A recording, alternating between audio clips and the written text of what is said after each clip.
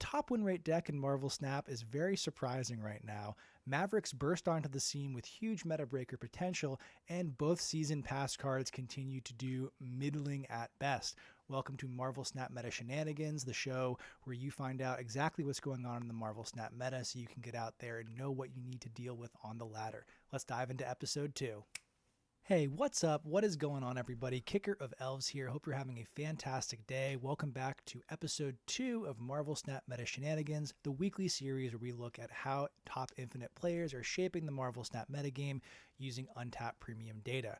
We're going to take a look at the top win rate decks, top cube rate decks, checking on our latest Series 5 release and season pass cards, and then cap things off with a viewer card of the week. For that viewer card of the week, please leave a comment below on this video letting me know which card you'd like me to check out, and I will go next week. The comment with the most likes will be the card that we feature. Right at the top of the show, I just want to ask if you've been enjoying the content, if you've gotten any value out of that stuff, please hit the subscribe button. It helps out so much. We are getting closer and closer to our 1,000 subscriber goal. That's going to let us join the Marvel Snap Creator Program. That's been a dream of mine for practically the past 3 years of playing this game. And with your support, we're going to make that a reality. So thank you all so much for watching the video. Please hit that subscribe button. It would mean a ton. So let's take a peek at the top win rate decks. We are looking at infinite only statistics since the 12-4 OTA with 1,000 plus games our sample size. Having a larger sample size is going to help it so there's no, if we looked at a deck that had 5 wins or 5 played games and 4 of them are wins, that's still an 80% win rate. But come on, that's accurate. But if you lost 3 more games, it would skew things that much. So the larger amount of games that we have, the more reliable the data is because it's less likely to have a couple of games throw off the entire sample set. So, ongoing, number 1 win rate deck right now. Almost a 60% win rate, great cube rate. I'm definitely surprised to see this, but when you zoom out a little bit and think about the larger context of the meta, it makes a lot of sense. I think right now, what's the premier tech card in the metagame? It's Shadow King. What deck does not care about getting Shadow Kinged at all? Ongoing. Moonstone can be an incredible point output location. We've got Captain Carter, Captain America. We got Sam Wilson and Captain America doing the shield back and forth. There's so many little packages going on here. And then Iron Man Mystique stuff. There's a lot of respectable power output. Yes, Enchantress is a card run by the Chamber ramp lists, which are also very dominant. But those ramp lists are typically playing out Enchantress as soon as possible on turn 4 on the location where they have their Electro. So if you can play around their Electro location, you're going to be fine. They would have to be drawing extremely well to be in a situation where they're saving their Enchantress to try and snipe your Moonstone location. But even in that event, you can place a Cosmo down if you want to be extra safe. So ongoing, this is great. This is a pretty light on the Series 5 cards. I think if you have even just Moonstone, and then you've got all these Series 1, Series 2, Series 3 cards, you can go out there and have a great time with this list. Obviously, getting these exact 12 cards will make things much stronger, but it's not a 100% requirement to have a good time. The Chamber ramp list still being a very dominant force, pretty close behind in the win rate and cube rate factor here. I think at this stage, my personal recommendation would be to cut the Eson, definitely cut the Nick Fury, and the Vision to bring in War Machine, Ebony Maw, and the Infinite. So we're kind of hybridizing the best of those original 2 lists that we talked about last week. We get to keep the Iron Patriot and Valentina as just good value plays and gives us additional things to do or ramp into, but also gives us the option of, with War Machine, we now have 3 ways to get rid of Electro's downside. That is 25% of our deck being a way to get rid of Electro's downside. Those are very good odds. And that simultaneously gives us the option to just, turn 7, we can go into the Infinite plus Ebony Maw. That is a very strong play. Prowler down here. I like how it's just called Prowler. These Werewolf by Night sort of control lists are very cool. I am not a big Darkhawk fan. I see Darkhawk and I think of the old ongoing Zabu. I play Enchantress and Shang-Chi on the last turn of the game style decks, and I do not care for those. But I think this list from Ika is very respectable. The Sentry Annihilus package, Merlin being able to do stuff to the Annihilus. This is a very cool list, and if you have these cards, I say go for it. We're going to talk about at the end of the video some decks that I think you should be playing. I've got a spin on this from a Glazer video I think is a lot more fun and effective to play. Victoria hand, Not surprising. I was coming into this, I was not surprised to see Chamber and Victoria Hand being in the top here. I am surprised to see Ongoing at number 1 and this sort of Prowler deck being in the top 5 at all. But Victoria Hand, this deck needs to get nerfed. People complain so much about Human Torch, and yes, Human Torch needed to be taken care of, but Victoria Hand is just as offensive in a lot of ways. It was way easier to freak out about Human Torch because the number was so big on the card, but Victoria Hand is so oppressive. Misery to 4/7, that's not going to happen, but take Victoria Hand to 2/2. That would be huge for this deck because the deck wants to copy Victoria Hand so much, so just weakening the initial Victoria Hand, a -1 on her is actually like a -3 or 4 to the deck. I think Misery could go to 4/7 and be fine. Maybe they nerf Shadow King in some capacity. But yeah, this list is very dominant. You all know about Victoria Hand. You've been hearing about it for months. We don't need to do a super deep dive on the ins and outs of Victoria Hand, but if you've got the cards, play it while you can. This absolutely has to be on their nerf watch list. Going over to top cube rate decks, Mr. Negative, number 1, not surprised. Mr. Negative is the cube rate king, and in a meta where a lot of people are playing Destroy, you still got some people doing discard stuff. The Marvel Snap devs are clearly pushing us to try and do Destroy discard hybrid stuff in the coming weeks with some of the card releases coming up. This variation of Negative just handily checks that. Shang-Chi says, hey, you know what? That Infinite that you played in the last turn, that's actually gone, and my 0/6 null is now 0/26. I win the game just off that. Now, I know Mr. Negative stuff is easier said than done. You do actually have to draw the card Mr. Negative in short order, and that can be very difficult but in some games. But when you are able to pop off, very clear snap and retreat lines, and it feels fantastic to do so. I think you can cut Cassandra Nova and Sage for a Rogue and a Killmonger to lean into more of the Destroy counter. That was a deck cooked up by Cordy, who is over on X. He is a very accomplished Conquest player, and I did a full deck cut on that version of the list just a few days ago on the channel. So you can check that out if you want to deep dive there. But that leans even further into the Destroy counter synergy going on here and makes the deck a lot cheaper overall. But Cass and Sage are both very fine cards as well. Destroy, also apparently a very big, cube rate contender here. I think that Destroy is it's very face up. I am surprised to see such a high cube rate, especially without the Moira X. I would say cut Wolverine from this list and bring in Moira X so you have more surprise factor. Getting extra copies of Death, Null, or even Moira X to give you more Venoms or whatever is immensely powerful. And you might notice Weapon X isn't here. We'll talk about Weapon X in a little bit. There's a good reason why he's not here. It's because it's a bad card. Victoria Hand, yeah, we talked about this. This is a very powerful deck. Not surprised. Toxic down here. Toxic coming through. Great win rate, great cube rate. Not a ton of games, so the sample size is skewed. For this data, we are still looking at Infinite only, but we're just looking at 250 games plus to give us a little bit more variety in the data here. But I think this is a fine deck. I'm happy to see Wiccan being used in a way that's not to enable tech slop. I do not like Wiccan. Wiccan and Darkhawk occupy the same space of we are subsidizing our tech with this extra energy here. For whatever reason, all the werewolf tech decks don't bother me at all. I'm just like, oh, Werewolf Merlin, cool. Oh, there's 3 or 4 tech cards in here. No, not triggering. But I see Quicksilver down turn 1, and I'm just like, oh my god, all right, I gotta deal with turn 5 Eliath. Or I see Darkhawk and I get PTSD flashbacks to ongoing Zabu tech days, which counter my favorite deck of all time, Scams Thanos. So rants and raving aside, it is cool to see the Wiccan hybrid here doing toxic stuff and not tech stuff. Reasonable deck. I don't know how real this deck is in such a Shadow King dominant meta.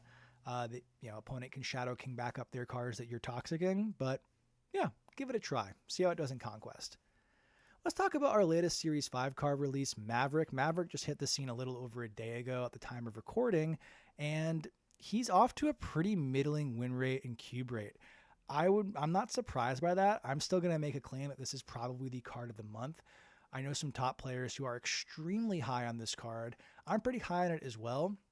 I think he's ultimately asking for more difficult deck construction than a card like Weapon H.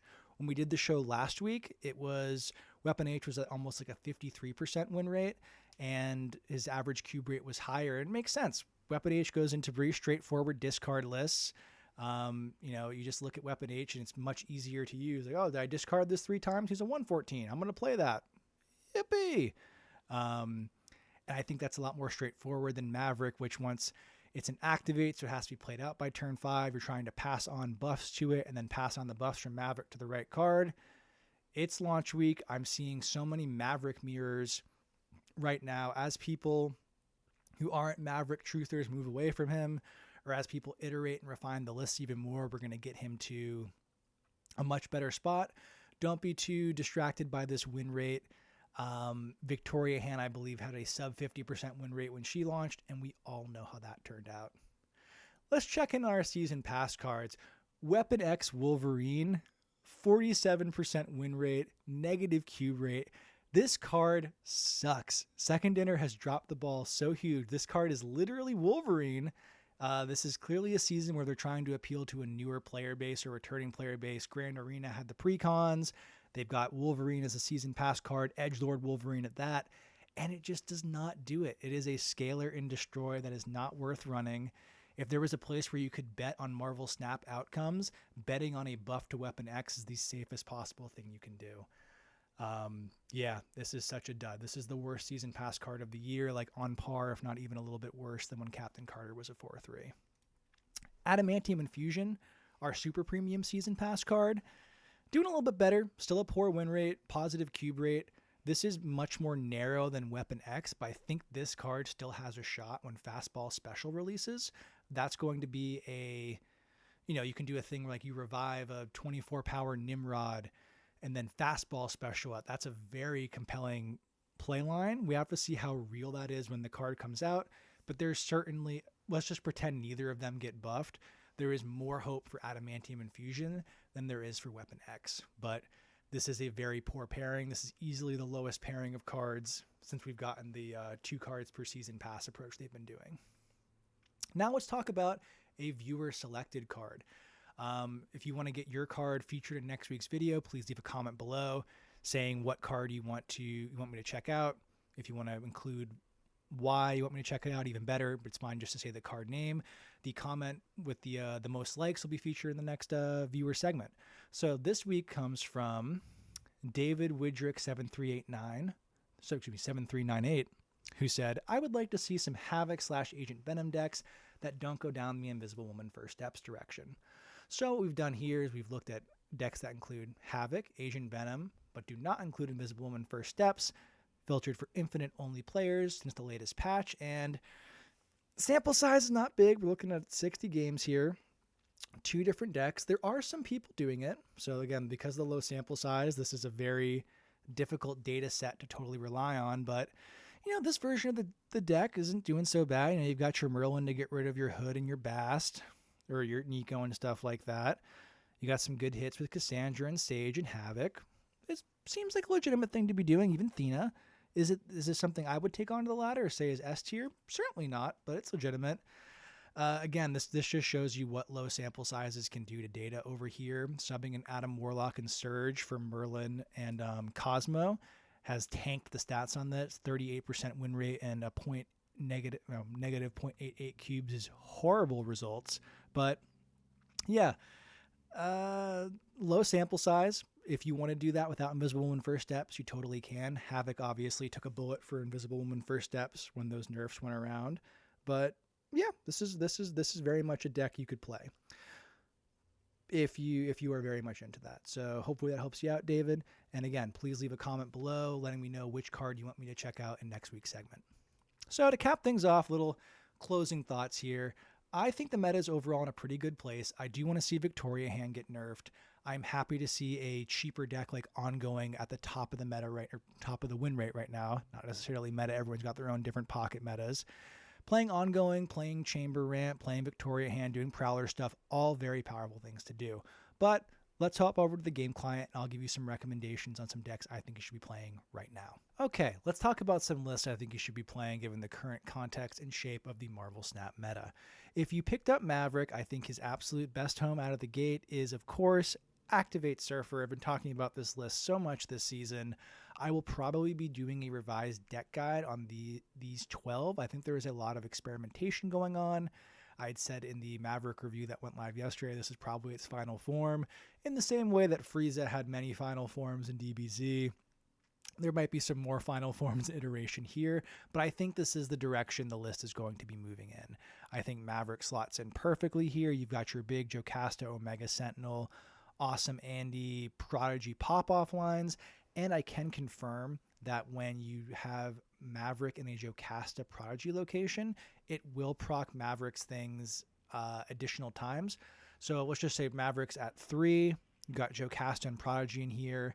When you have a Jocasta Prodigy location and you use the activate, that's 5 triggers. It's going to be +3, +3, +3. It's not going to add 3 the same. You know what I mean? It's not resetting itself. So you are going to be adding 15, which is very, very helpful. So it gives it another line. And he's also a great recipient of the Awesome Andy buffs. This just makes this deck feel a lot more consistent. It is still very much a combo list, but it lets us hybridize more into big traditional Surfer cards like Brood, like Carter. We can still run Shadow King. That's actually probably the realest recommendation. Let me just say, if you want, like, what should you play right now? A deck with Shadow King. Maybe he gets nerfed. I don't know. I'm not in the creators program yet. With your support and your subscriptions, I'll be able to be in the creators program. Please hit that sub button. Thank you very much. What you should be playing right now is Shadow King. It is a lot of Maverick mirrors on the ladder right now. Maverick is not creating ongoing power. He's creating power that can be deleted by Shadow King. Surfer stuff can be deleted by Shadow King. So being a Surfer list that also gets to run Shadow King is an incredible place to be right now. But ultimately, if you want the, like, what card should I be playing? You want to make this overly simple, you should be playing Shadow King. So this list feels great. If you want to do stuff with Maverick, this is a great starting point. But let's say you don't want to play with Maverick, you don't want to do that sort of stuff. I think a great spot to be in right now is, I got this list from Glazer. I forget who the original deck chef was here. Oh, and also I should say that Activate Surfer list real quick. Activate Surfer, this is cooked up by Smiles over at Snap Academy YouTube. If you're not subscribed to Smiles, please, after this video, head over to his channel, subscribe. Snap Academy YouTube, putting out wonderful content. He's probably the most seasoned Activate player at the top of the leaderboard, and he is, he is the most trusted voice to me when it comes to, I'm looking for, like, hey, what's going on with the Activate list? He is the first person I'm going to, probably the first and last, honestly. So this is his variation. I know he's doing a lot more iteration right now, and yeah, really cool stuff here. Anyway, back to this list, which I'm calling Move and Disrupt. This, I kind of hinted at earlier when there was the Terrax Darkhawk list. This sort of control-y package where we've got Werewolf bouncing around with Hawkeye, Merlin, Prowler spells. I'm in love with this deck right now. The version from Glazer had Red Guardian in the place of Prowler. I'm not the biggest Red Guardian guy. He's a decent target for Merlin spells, but I just wanted to get I wanted to get all the cards that add 2 things to your hand. I wanted to get Prowler, Merlin, Hawkeye, and stuff. We've got so many ways to make our Werewolf bounce around, and we've got a lot of respectable tech packages without this feeling like a tech deck. We've got Deafening Chord. We've got Shadow King. Sentry Annihilus is kind of tech, depending on how you want to look at it if you're sending that Void over, but with Merlin spells, we're often wanting to turn that Void from Sentry into a 5-cost card. We've got Mercury Cannonball. We've got Quake for location scams. This deck feels very much like a toolbox.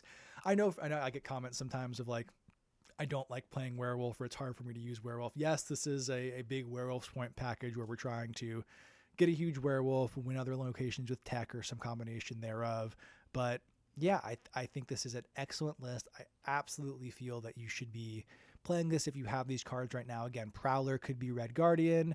If you're missing some, or if you're missing one of the cards, hit me up. As long as it's not like you're missing Mercury or Annihilus. Like, Mercury Cannonball is a package. Sentry Annihilus is a package. But if you're missing Prowler, go ahead and throw in Red Guardian. That was the original version. It should be fine. So with that, let's transition over to the little outro segment for the real ones here, and let's grab a little piece of lore off the the shelf here. Last week we talked about I looked at most of my little Macross 8299 collection, my A Million Miles Away fandom. Let's grab a little something off the shelf and just talk about it, a little lore treat.